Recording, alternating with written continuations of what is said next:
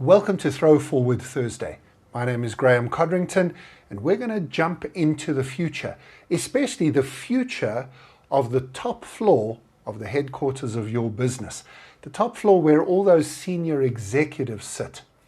Sometime in the future, we're going to walk into the senior executive C-suite and we're going to find a lot of different titles. 20 years ago, there were three main titles that people used: Chief Executive Officer, and then you typically had the Chief Operations Officer and the Chief Financial Officer. Over the last 20 years, we've added extra executives, people focusing on technology and information and HR and so on. But over the next 20 years, I think there are four key areas of business that need their own executive, that need their own C-suite officer to focus attention.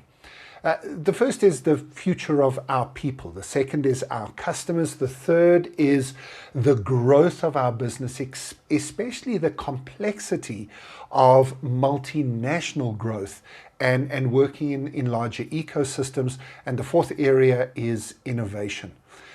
These are key pillars. They are key focus areas of the strategy of most businesses. And businesses realize if they don't get those four areas right, the business will fail. So if they are that important, then surely we need some dedicated senior executives on the job. And we can't just allocate it to the operations officer or the CEO. So the first of those was the future of our people. And so we might have titles like Chief Future of Work Officer, who looks at how to deal with full-time versus freelance work, how to deal with automation, how to deal with hybrid workplaces, the different ways in which people work and the way that we contract them to work is absolutely essential in most organizations, and we probably need somebody operating at that senior executive level to manage it. It might be a chief workplace or a chief workforce officer who looks at employee engagement, or a chief people officer, which is something that quite a few companies already have. I've seen a suggestion that maybe the best title in this space is Chief Happiness Officer. Maybe that's pushing things a little bit too far for some companies.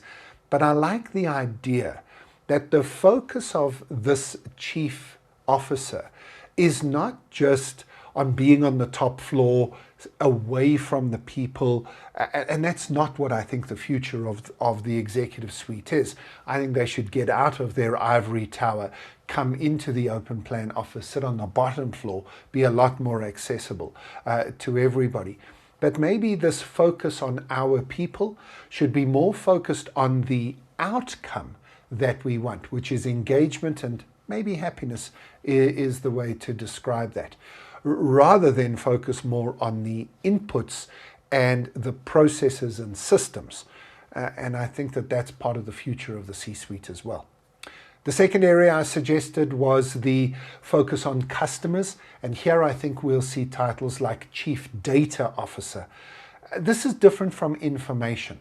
The Chief Information Officer might be the right person to manage data pools and work with machine learning and predictive data analytics. But data analytics is so important that it probably deserves its own CDO, Chief Data Officer.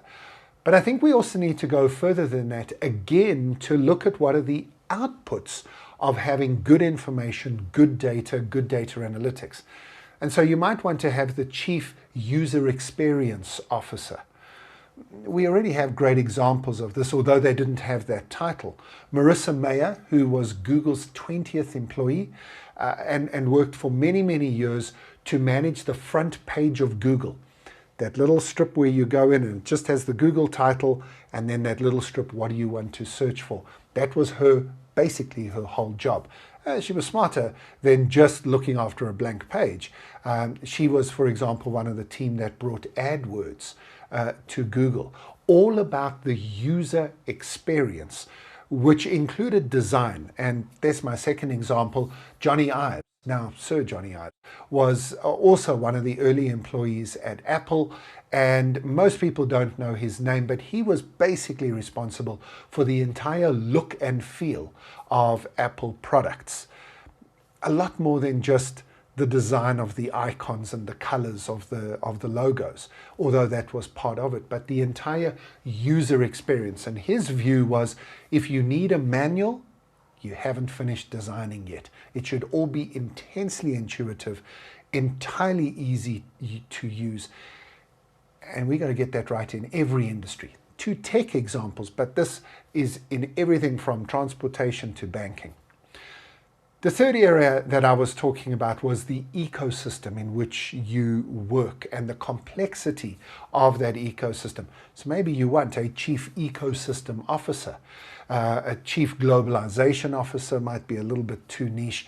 Obviously, chief compliance officers have already started to make their way into the executive suite, because understanding the complexities of the multinational world we live in is essential.